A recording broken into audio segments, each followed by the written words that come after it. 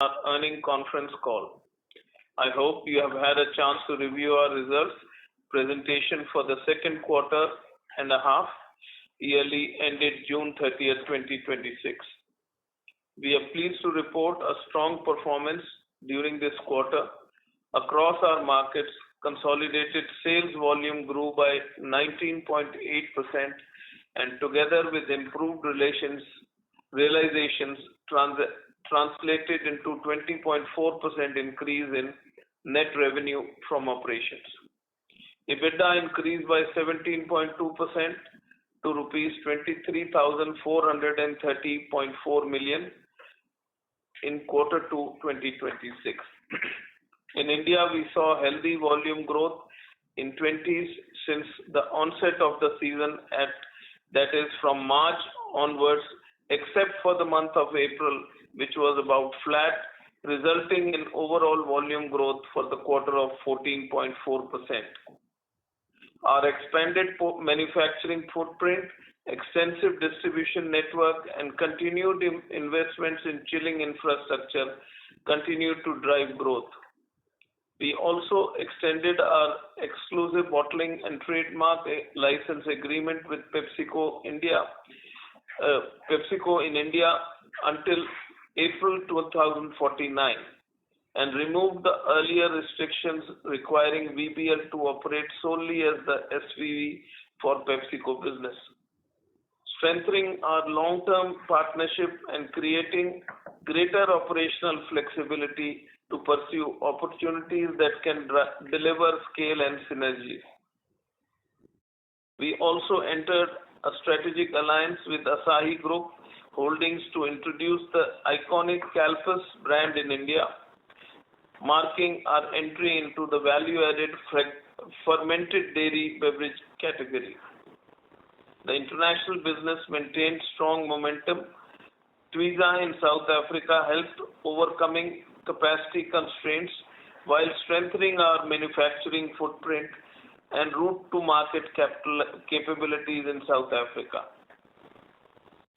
We also entered into an agreement to acquire the business of Devyani Foods Industries Kenya Limited, which will provide us with the ready GTM in Kenya for expansion into carbonated soft drinks and energy drinks. In accordance with our dividend policy, the Board of Directors has approved an interim dividend of 25% of face value, that is rupees 0.50 per share, resulting in total cash outflow of approximately 1,691 million rupees. Looking ahead, we remain confident in the long-term growth potential across our markets, supported by favorable demographics, rising disposable incomes, and increasing consumption of packaged beverages.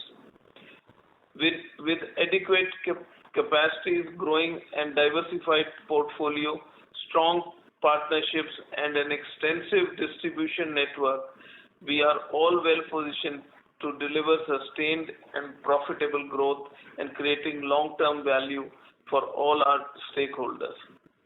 I would now like to invite Mr. Gandhi to share the key highlights of our operational and financial performance. Thank you. Thank you, Mr. Chairman. Good afternoon and a warm welcome to everyone joining us today.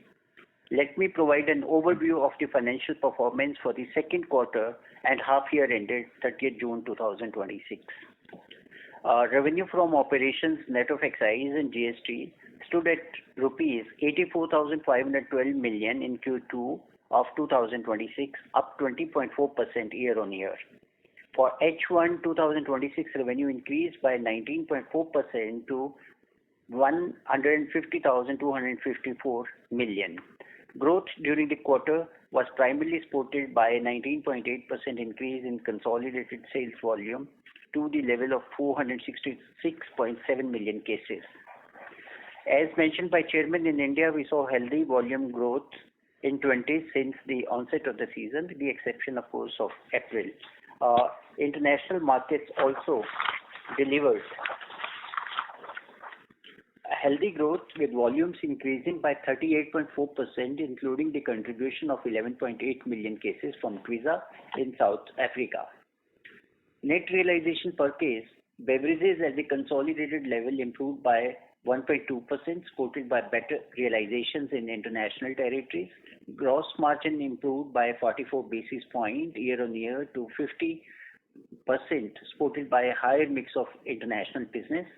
In India, early stocking of key raw materials and savings in sugar consumption driven by a higher mix of low sugar, no sugar products helped maintain gross margins despite the inflationary raw material environment affected by West Asian crisis. EBITDA stood at rupees 23,430 million, registering growth of 17.2% year-on-year, with the EBITDA margin at 27.7% in Q2 of 2026. EBITDA margin declined by 76 basis points year-on-year, primarily due to consolidation of Twiza business, which currently operates at lower margins. In India, the EBITDA margins improved by 38 basis points, driven by operational efficiencies arising from healthy volume growth, partially offset by higher other expenses, primarily transportation and distribution costs. PAT grew by 15.1% to the level of 15,253 million, supported by strong volume growth across India and international territories. Depreciation increased by 33.6% due to the commissioning of new plants in India last year, which were not part of the base quarter, and the acquisition of Twiza in South Africa. Finance costs increased by 55.8%, primarily on account of Twiza acquisition. For H1 2026, EBITDA increased by 18.7% to the level of 38,719 million, while PAT grew by 16.9% to the level of 24,040 million. Low sugar, no sugar products contributed approximately 73% of the consolidated volume during the period. VBL India remained net debt-free with surplus cash of 14,941 million. At the consolidated level, net debt stood at 3,713 million as of 30th June 2026. This was primarily on account of acquisition of Twiza in South Africa. Company's long-term rating for its bank loan facilities has been reaffirmed by CRISIL at AAA stable. During H1 2026, net capitalized capex amounted to rupees 9,500 million.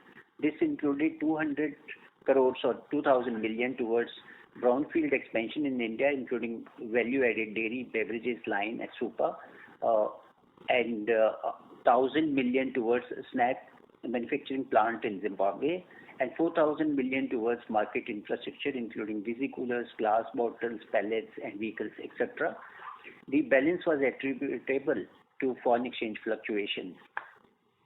As on 30th June 2026, capital work in progress stood at the level of 4,900 million, primarily relating to expansion in South Africa and a CSD line in Kenya.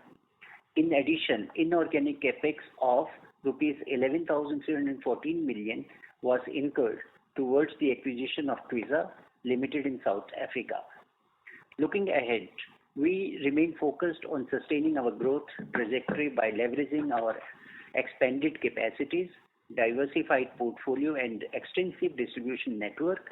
In India, favorable demand trends, increasing beverage penetration, and continued investments in market infrastructure provide a strong foundation for future growth, while the ongoing expansion of our international operations, they broaden our opportunity base across markets. We believe our strong execution capabilities will enable us to deliver consistent performance going forward. On that note, I have come to an end of opening remarks and would like to now ask the moderator to open the forum for any questions or suggestions that you may have. Thank you. Thank you very much. We will now begin the question and answer session. Anyone who wishes to ask questions may press star and 1 on their touchtone telephone. If you wish to remove yourself from the question queue, you may press star and 2. Participants are requested to use handsets while asking questions. Ladies and gentlemen, we will wait for a moment while the question queue assembles.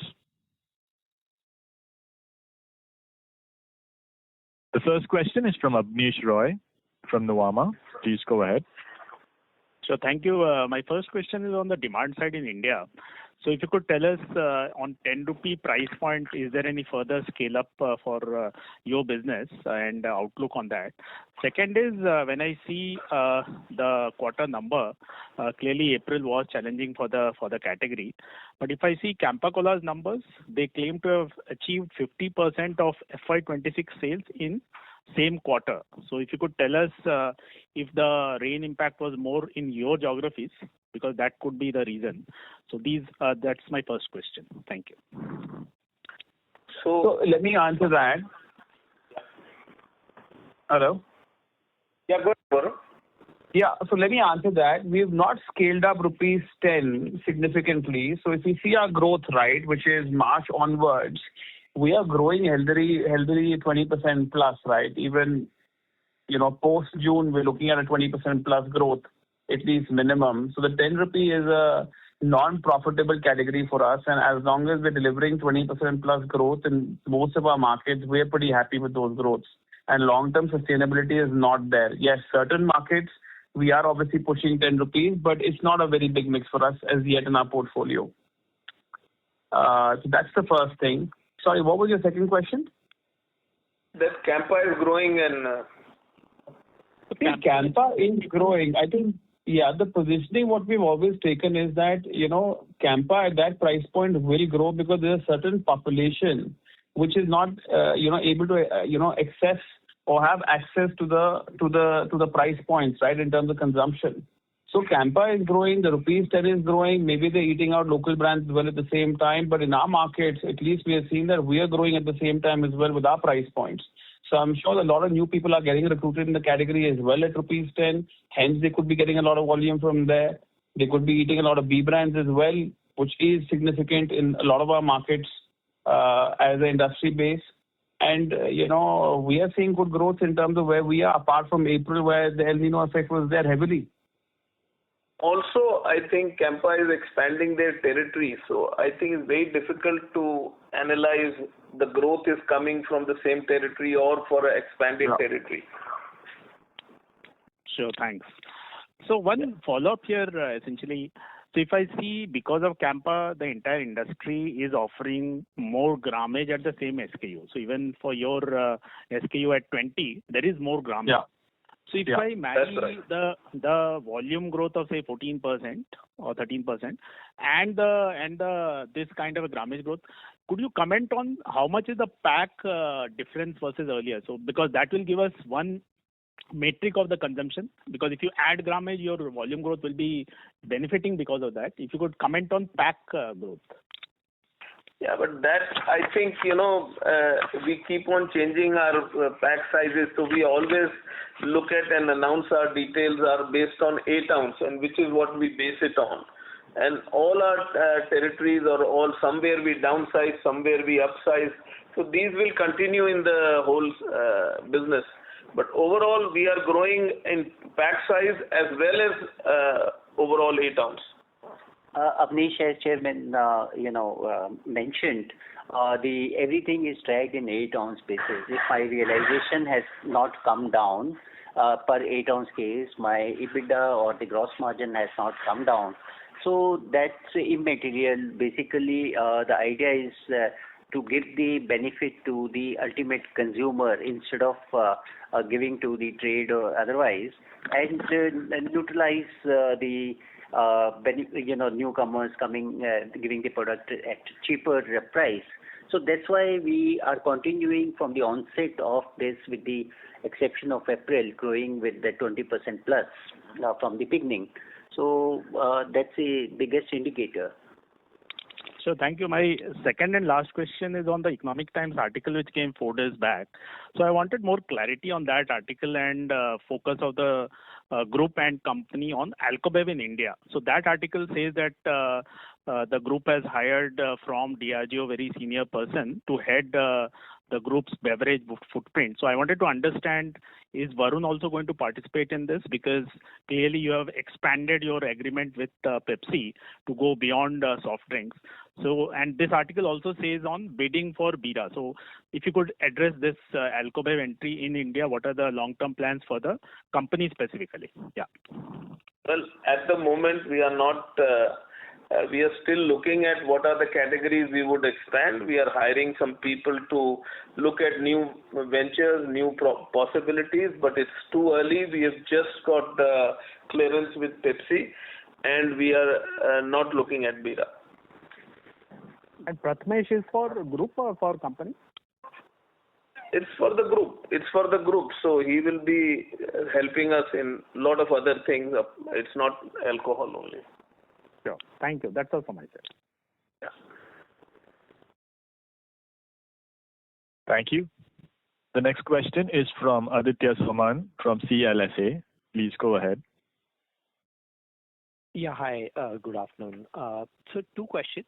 Firstly, can you give us a sense of growth by category, especially some of the new categories that you've launched, like Nimbus or milk-based beverages, how the growth has sort of evolved?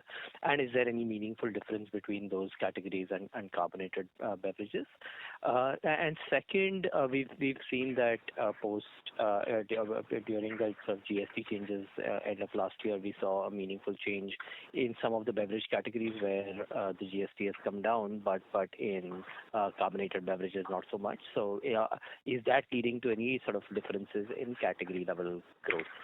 Those are my two questions. So I think our focus, I can answer that. So I think our focus has been very, very strong to kind of build a differentiated portfolio as well over the last 3 to 4 years. It just didn't start now. So if you look at other categories, which is, Tropicana juice, it could be value-added dairy. We've expanded the range, added a lot of new products at different price points. We've got Nimbus, which is a hydration category. So if you look at hydration and dairy particularly, and juice, these have been high growth and focused categories for us. So in terms of growth, I can't give you the specifics here, but, at least we're seeing 3x, 4x growth compared to our overall business, and we are heavily focusing on driving these categories.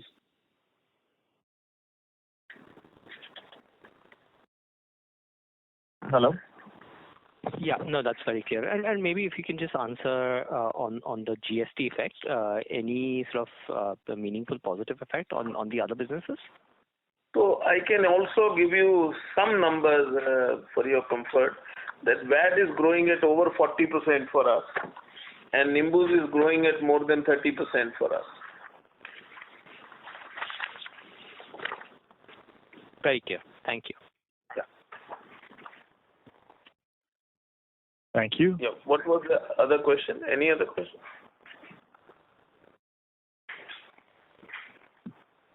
So just in terms of the GST impact, right? Because one of the areas... The GST impact was very minimal with certain products, which was like dairy and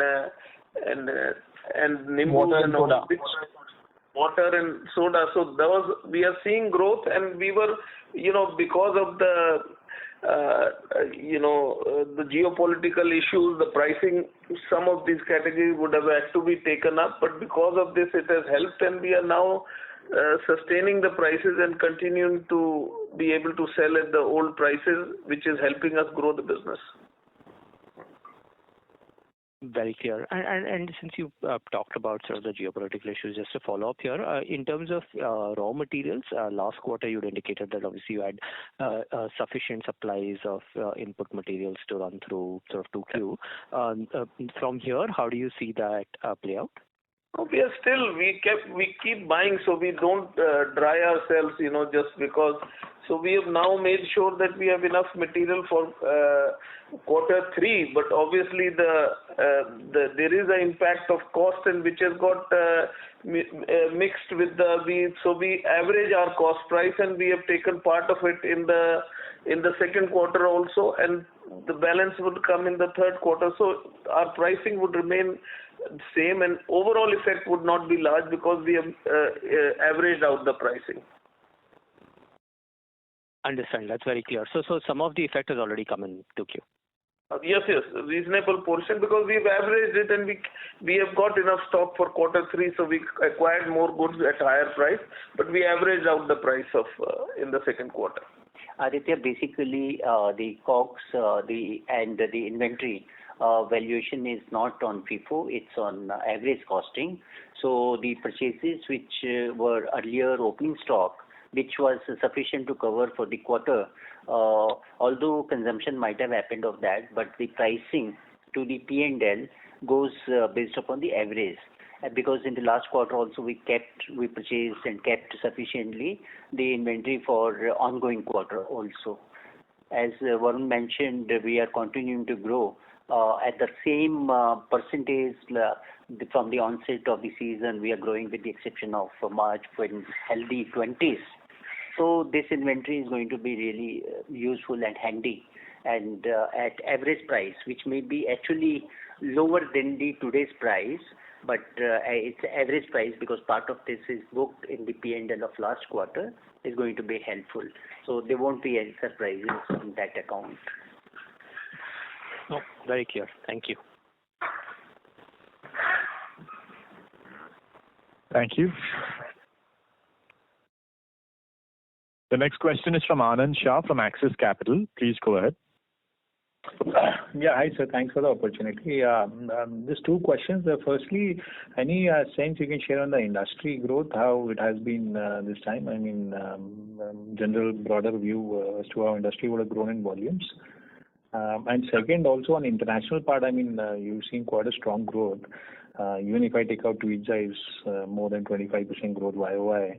So, I mean, are all geographies firing there, or South Africa, Congo are growing much faster? And it seems even Morocco, Zimbabwe may have grown well there. So just wanted some color on international and broader industry growth this quarter. No, internationally, all our countries, except Zambia is slightly slower, but all other countries are, and which is a very small market for us. All our countries are growing at a reasonably fast pace, and there is a huge opportunity in Africa. And last year we had some issue with Zimbabwe, which has also started firing now because of sugar tax and all that. But that now all the countries in the African region are firing for us. So our international market rather.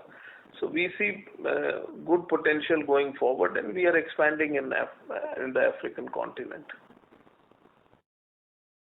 Got it, sir. And anything on the industry growth in India? I mean, this quarter, any sense they will be in line with the industry growth? Or can't give you the exact, but if we are growing at 15%, if you see at the first half, and Campa you are saying it growing at 50% or doubling, so and I'm sure Coke is also growing. So there's no reason. That means the industry has to be growing more than 20%. Okay. So I don't know the real numbers. No, in fact, here you also have to see, Anand, the cannibalization of B brands in that category. So the exact numbers are not there, so but I think all the three main players are all growing, so there's enough growth which is happening in the industry. Yeah. Got it. And lastly, sir, yeah, please go ahead. Anand, go ahead, please. Yeah, and just the last question was on the food distribution and manufacturing in Africa. I mean, how is that scaling up? You had shared some numbers in 26 ends. So, what are the targets? That is also growing well for us. That is growing well for us, and what's the numbers done?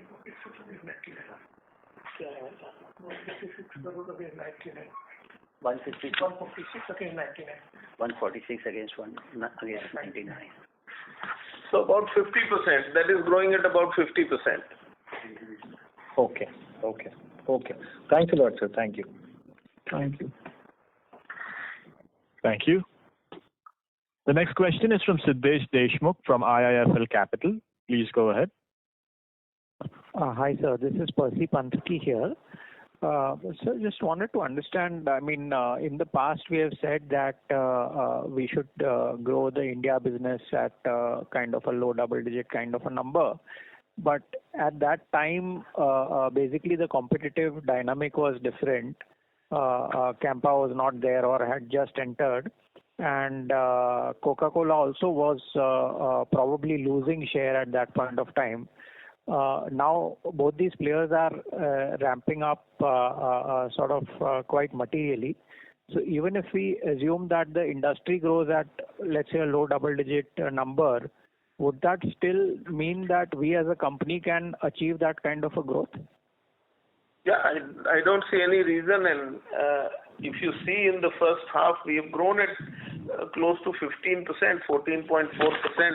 And now, as we said, the peak season after March is we are growing at 20% plus. And July seems to be continuing at the same trend. So I don't see any reason why we should not be growing in double digits. Sir, Yeah, I think go ahead, Percy.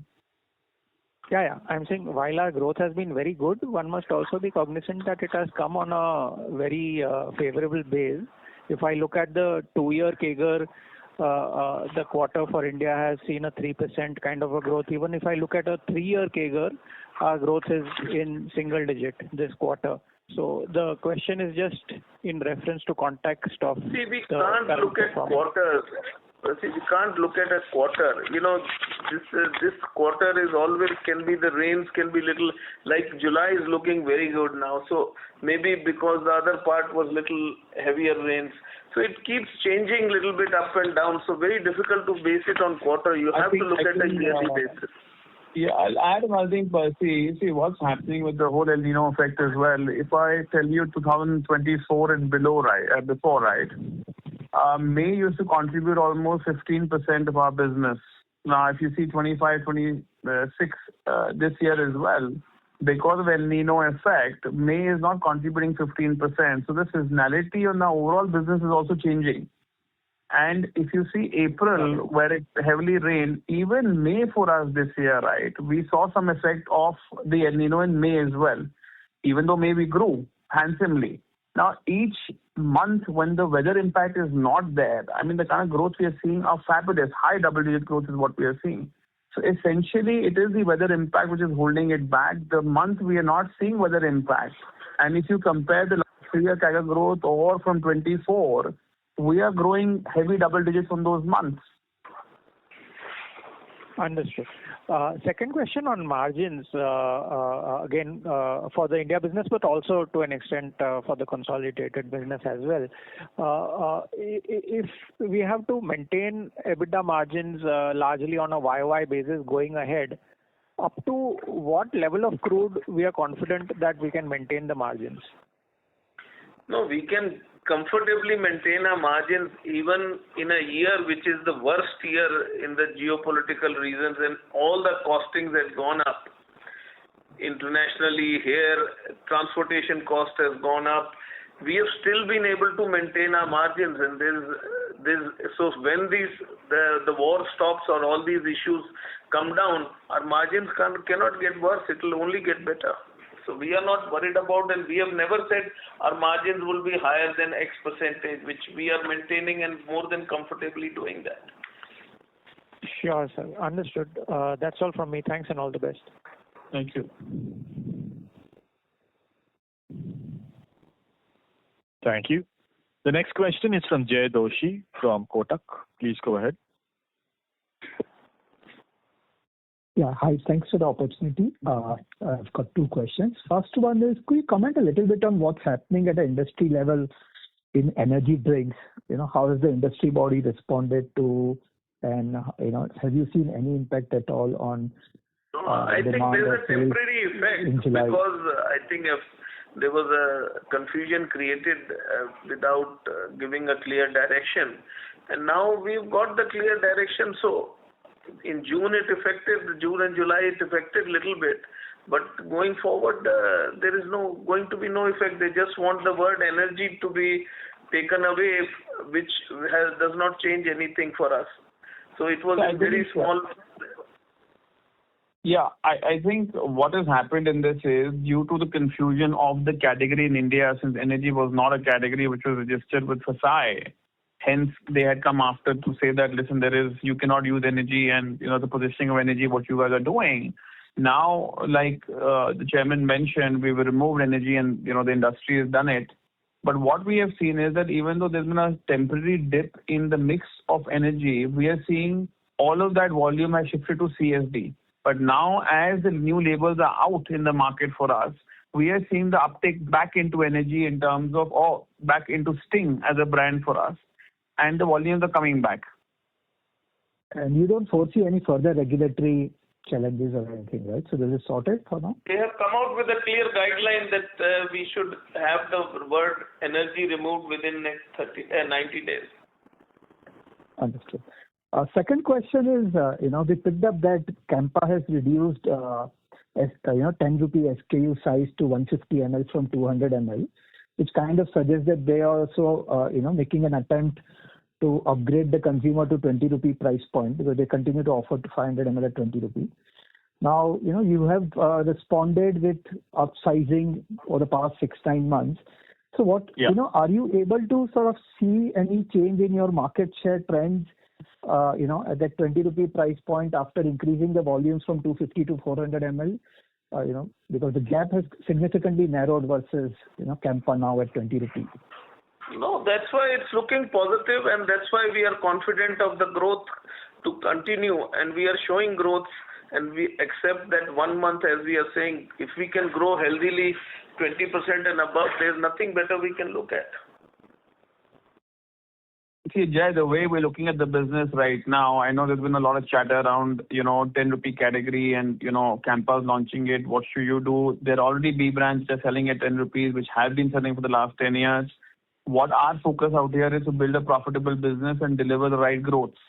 And the earlier question when somebody asked me that how are you looking at 10 rupees, my answer is that wherever and, at India level, if month on month my growths are exceeding 20%, without a 10 rupee category, then I'm not interested to get into it because that's not a category we would like to fight.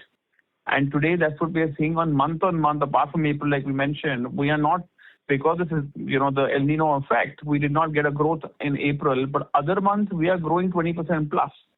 So, and the 400 ml pack, what we have launched, we are obviously seeing larger recruitment of consumers coming in, and that strategy for us and majority of our markets is working for us, driving growth. Sure. And also what is happening, if some people want to look at the pricing, then 2 people are sharing it, and 2 people are sharing it and they are looking at. So we are happy both ways. Understood. One last question. I don't know if you can answer that or not, but in PepsiCo's press release, they have indicated that their market share in India was stable or better for the 3 months starting 1st March through 31st May. How do they look at, because you generally mention that it's very difficult to get accurate data of industry. How do they, what data do they look at when they make a comment? I think you should ask that question to them. I'll leave it for them to answer this. Understood. Got it. Thank you. We don't go into market share. Got it. Thank you, sir. Yeah, thank you. Thank you. The next question is from Naman from Sanghvi Family Office. Please go ahead. Yeah. I hope you can hear me. Yeah, Naman, I can hear you. Go ahead, please. So, sir, going forward, how do we see, the strategy for us? Would it be singularly focused on ramping up, our current businesses, which includes, the low sugar, no sugar, or you see that right now the proportion of low sugar, no sugar is very high and it may retreat to, some bit lower. And then again, some sugar-related impact would come in our overall gross margin. So how are we seeing that, sir? No, largely our portfolio is mid-sugar, low sugar now, or low sugar or zero sugar as you call it, right? So there will be no sugar impact going forward because we've converted the entire portfolio already. Okay. And sir, second question was that in April, the impact was majorly driven by El Nino. It was not because of some supply chain issues or mismanagement or raw material availability. No. No, the only It was minor issue was cans, but there was nothing else, which is a very small portion of our business. Cans were the only affected for the quarter. Okay. And sir, just if you could highlight what will be the percentage of total percentage of total that is attributable to cans in the mix? No, can is 1 or 2% of our business, so nothing major. Okay. Thank you. That's it. All the best. Thank you. The next question is from the line of Nitin from Green Capital. Please go ahead. Hi, good afternoon. This is Nitin Shakti from the Green Capital Single Family Office. First of all, congratulations to the management on the Calpis manufacturer distribution agreement. So more on that as an investor, is there any thought process to expand the Asahi Group holding lines now, whether it comes to Wanda or Wilkinson, or whether it comes to Solo? Because what we are seeing across the world is certain niche value-based line products are increasing volumes. For example, Schweppes, Manaus Soda is doing very well. So similarly, I'm assuming Calpis is a strategic direction towards trying to identify high volume players. So just wanted to get a sense of future direction with your distribution. Yeah. So yeah, I'll tell you, Nitin. So what our idea is, dairy as a category, we're very bullish on. We've been doing dairy as a category for many years now in the country, and we're seeing huge growth coming. Asahi is, it's one of the world's leading companies with the best system, processes, and product quality. Calpis is a great addition to our entire portfolio, and to strengthen further our portfolio and our system processes and our manufacturing capability, taking and learning from the Japanese as well. Our idea is to build a solid portfolio, but our starting point is Calpis right now. We want to stabilize Calpis. We want to, structure Calpis right in the market. So far, our conversation is only here, and, let's see what the future holds. So, I would assume then ready-to-drink teas, coffees would also be on the radar at some point in time. Well, we're not sure as yet. We've not decided. So it's pretty much Calpis for now. As I said, going forward, we're still figuring out what categories we want to do. Okay, great. All the best and best of luck. Thank you. Thank you. Thank you very much. We'll take that as the last question. I would now like to hand the conference over to the management team for closing comments. Thank you very much. Thanks for the participation. I hope we have been able to answer all your questions satisfactorily. Should you need any further clarifications or would like to know more about the company, please feel free to contact our investor relations team.